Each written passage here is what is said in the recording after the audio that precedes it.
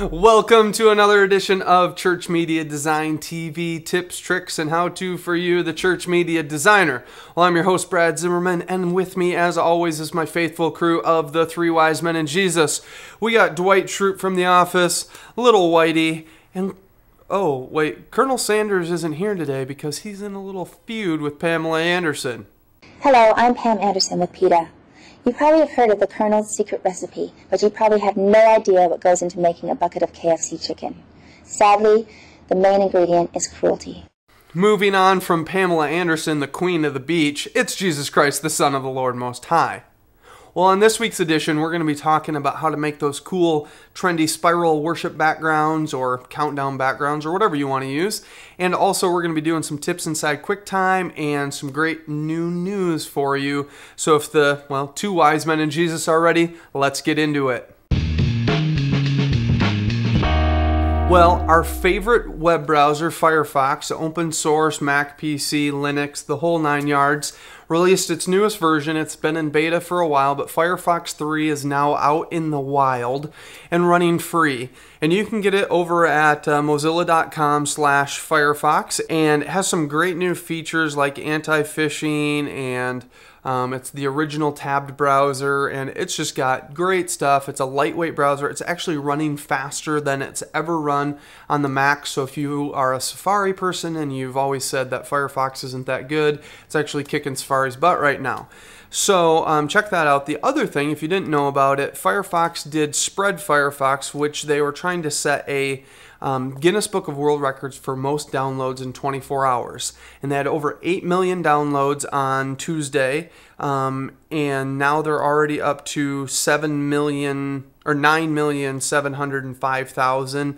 And this is a map that you can see all of the different countries that participated in this download day. So most likely they're waiting on the Guinness Book people, but most likely they have set a Guinness Book World Records for most downloads in one day. So head over to mozilla.com and download yourself a new version of Firefox 3. Well, I wanted to talk to you guys about a quick QuickTime tip that I learned this past week. And you may have noticed that the worship background that I promised you guys for download and all the different formats and all that kind of stuff never really showed up. And it's going to show up now this week because the problem that I had is a issue that QuickTime has that I didn't know about. And QuickTime, when you export as an H.264, which is this amazing format that goes down to a really small file size but keeps great quality, and it's the industry leader. Apple uses it for all of their video trailers, and it's what you use on video iPods. It's what our podcast is compressed down in. And the thing that I didn't realize is that QuickTime is actually doing some gamma shifting, and I actually figured this out myself, and then a day later something popped up on the Video Copilot blog, which illustrates it really well, and he was having the same problem. And here you can see how this is what the correct gamma and what the image looks like versus what poor gamma, and you can see how it's blocky and not smooth, and how the colors are all blown out. It's really dull looking and all of that kind of stuff. So the way we fix this is through a few simple steps. So we're going to open up our MPEG-4 that we've exported as a H.264, and I'm going to take this down to half size so that we can see it. So this is that Rockfall high definition video that I exported out, and you might not notice it so much on this one, but as you do it more often, and if you go back and mess around with some of your H.264 files, you'll see a big difference. The way you're going to fix this is by going to Window and then down to Movie Properties, and then you're going to select the video track, and then down below here you'll see Visual Settings. Now in the visual settings you'll see a transparency, and right now it's set to dither copy, and we're going to go and set it to blend, and you'll see how our video has now gotten all sorts of white and really terrible looking. We're going to just kick that up to 100% from 50, and then we're going to switch the blend now down to straight alpha, and then we're going to click the checkbox to close out the window, and then go down to File and Save. And we are going to save as a self-contained movie, and all is well. Now what that's done is fix the gamma and fix the problem, and On a PC, you will notice this a whole lot more than on a Mac because the monitor settings on most Macintosh laptops and computers are set for this specific use. But on a PC, the gamma settings are a little bit different, so you notice this brightness and contrast issue from the gamma correction. So that's an easy way to fix those gamma issues so you can have really great video to use with ProPresenter or throw on an iPod or watch on Apple TV and have those really nice looking, really small file size H.264 files. So fix your gamma and get a great H.26 file today.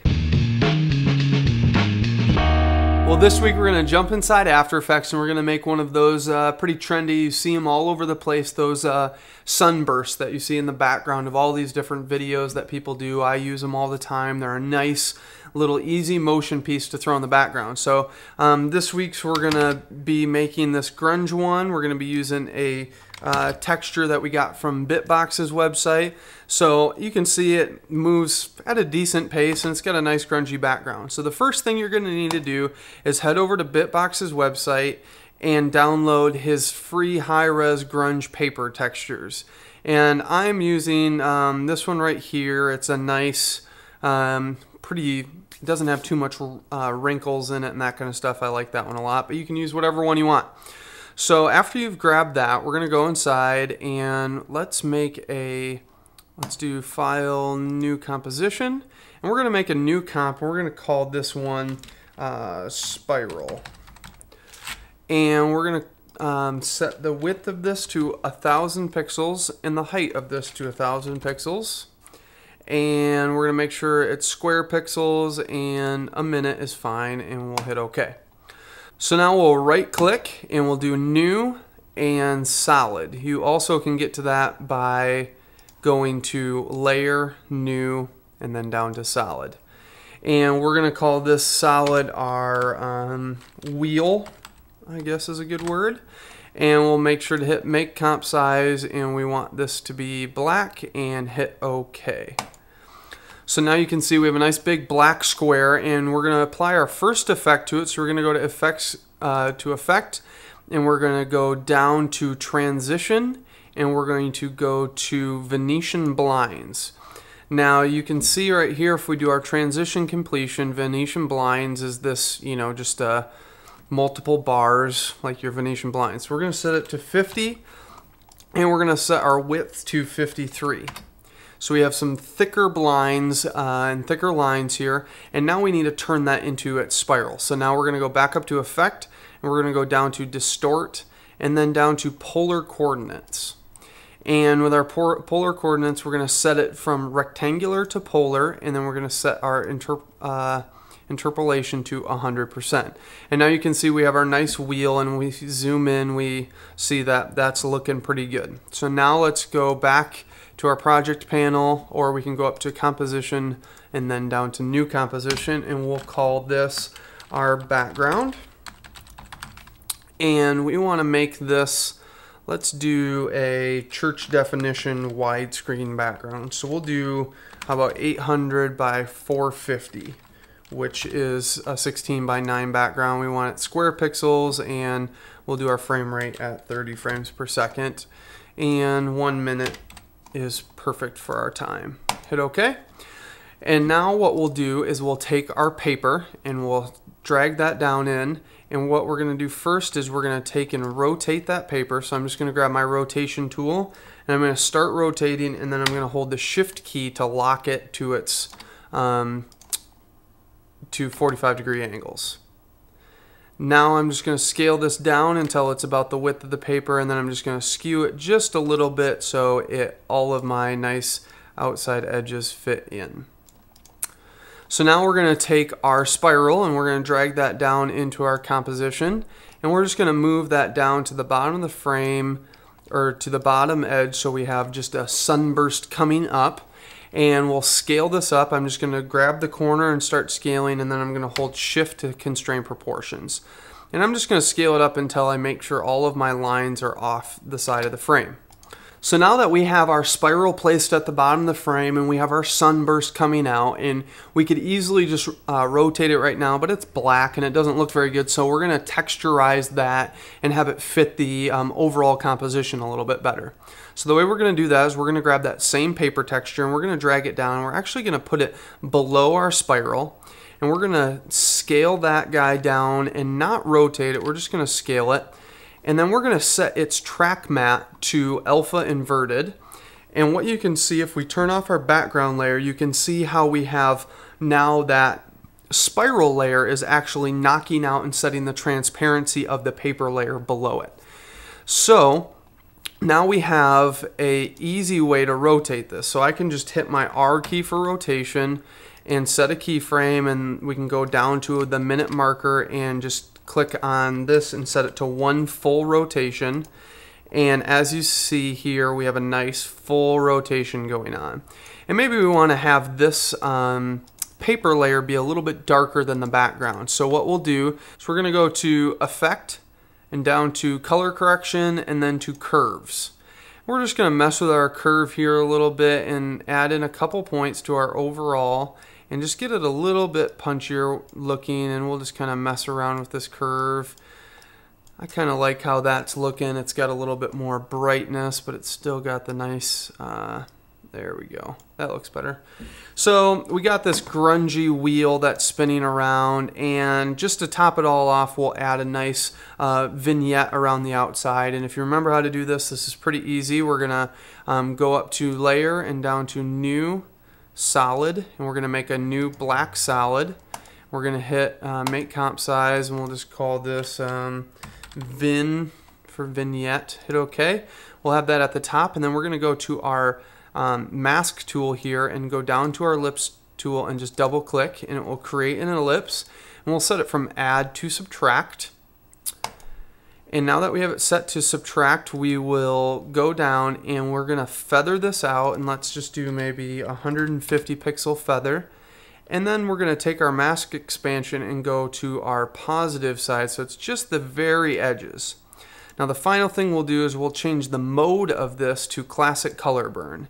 And you'll see how it kind of is burning those edges, and maybe we need to go out just a little bit more, so it's just burning those very tips.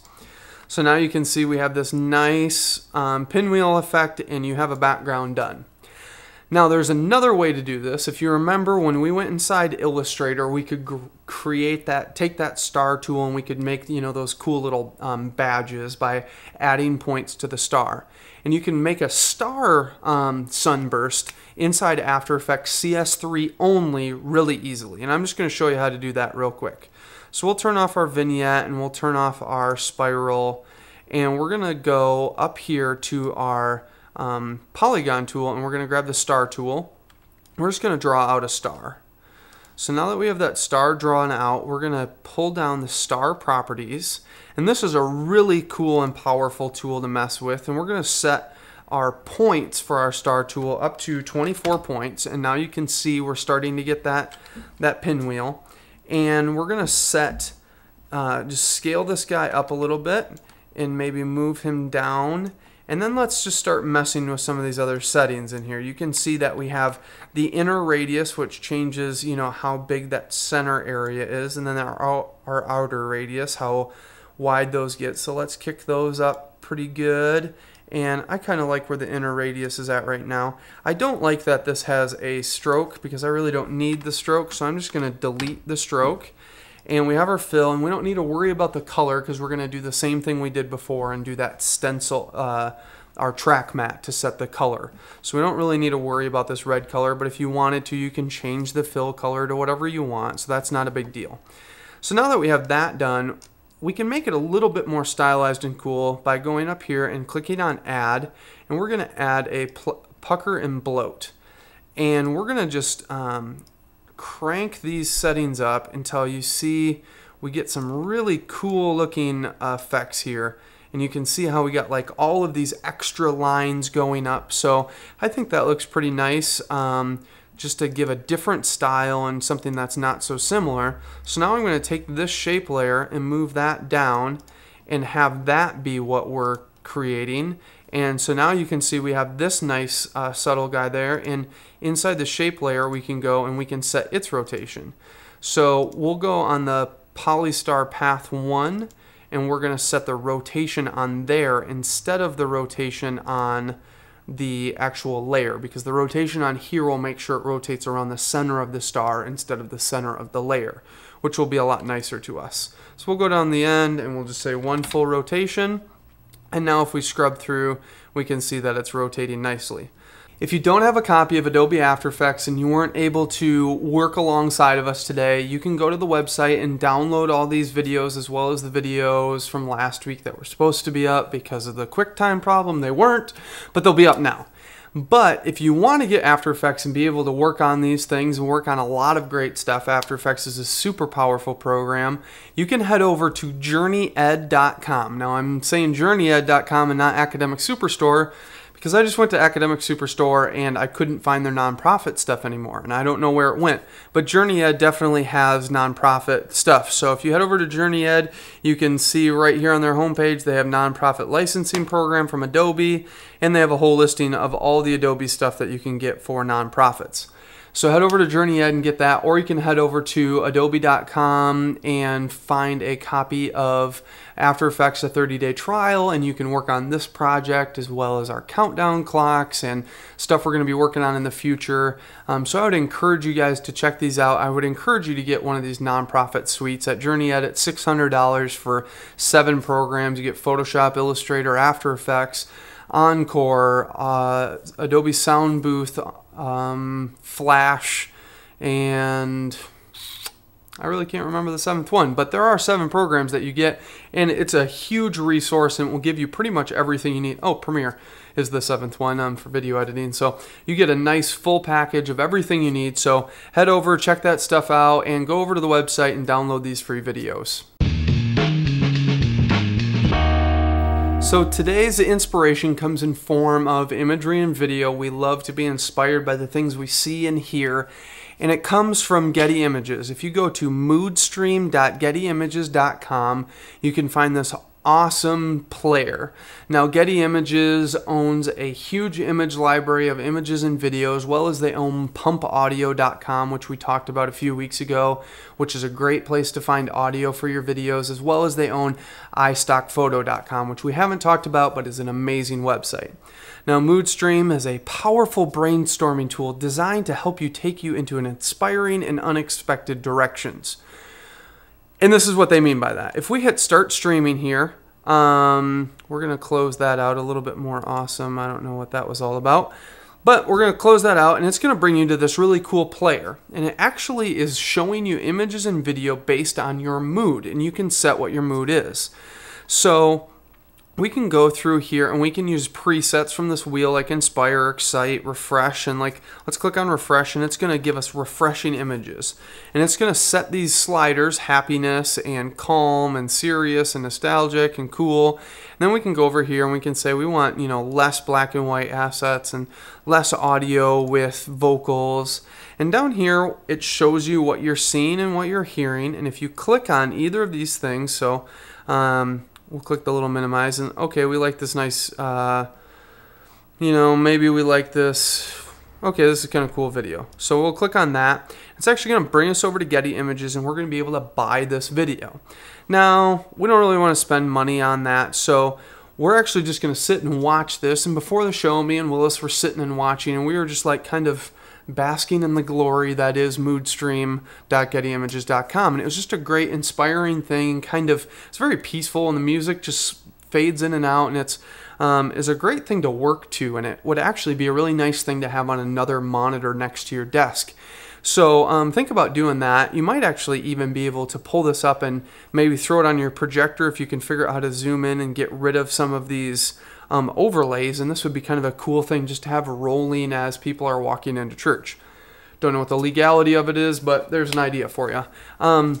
But if you don't want to buy these images or buy this audio from Getty Images, it at least gives you an idea of what you should be looking for. So if you want this grandma swimming in the pool, or you want this little boy holding a chicken, it would give you a great idea of what you should go look for at like iStock or at the stock exchange, at those sites, to try finding something that's a lot cheaper, because Getty Images happens to be very expensive. So be forewarned about that, but this is a great place to go get inspiration. So head over to moodstream.gettyimages.com and find some inspiration. Well, we want to thank our sponsor of worshiphousemedia.com, resources for the creative church. Head over to their website and use the promo code CMDTV1 and get 25% off your order at Worship House. Grab yourself a mini movie, a worship background, or even software like the Countdown Maker, which is a countdown program for the Mac that we're going to be reviewing in a couple weeks here. So head over to worshiphousemedia.com, use CMDTV1, and get yourself 25% off some great resources. Well, thanks for tuning in to another edition of Church Media Design TV. And one of the things that I love about this show is when you guys stay in touch and send me questions and stay corresponding. I got an email today from Pastor Hal, who was reminding me of some new things that were going on in the industry with iStock Photo, and it was so cool to have that conversation going on with him. And one thing I want to encourage you guys to do is send me emails.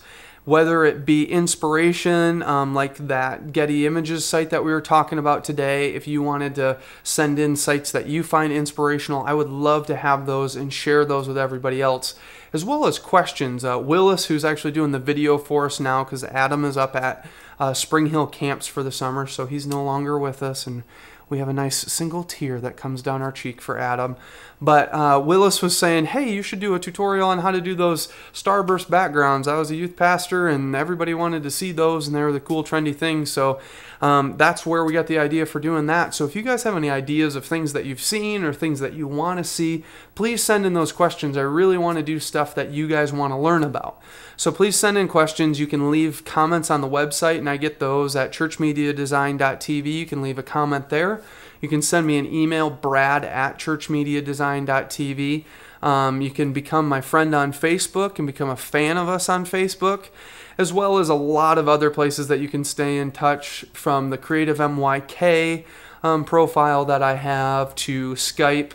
So stay in touch with whatever way that you want in your little social networking galaxy that you have, and please keep sending in all those questions.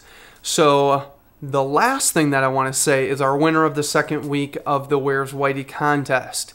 Now, he was a little late in submitting his answer, but Brandon Early, you won. It's pretty cheesy, but Brandon Early, you won a t-shirt, so you won your free t-shirt from worshiphousemedia.com. So we congratulate you in your endeavor, and we'll probably be doing some more contests and fun stuff like that. I'm actually thinking of making some t-shirts for the show. If you'd be interested in that, let me know, and I'll try to figure that one out for us. But as for me and the, two wise men and Jesus, it seems like Colonel Sanders is still in court with Pamela right now. So for me and the two wise men and Jesus, we're saying, see you later.